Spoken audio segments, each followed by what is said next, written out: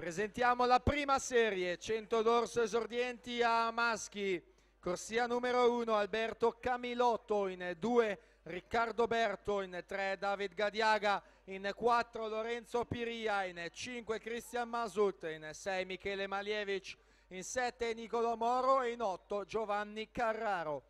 Dopodiché proseguiremo con i 100 dorso ragazze, 7 le serie previste, 100 dorso ragazzi, 6 le serie previste, 100 dorso femminili assolute, 7 serie previste e 4 serie dei 100 dorso maschili per riprendere successivamente con i 100 stile libero alle ore 15.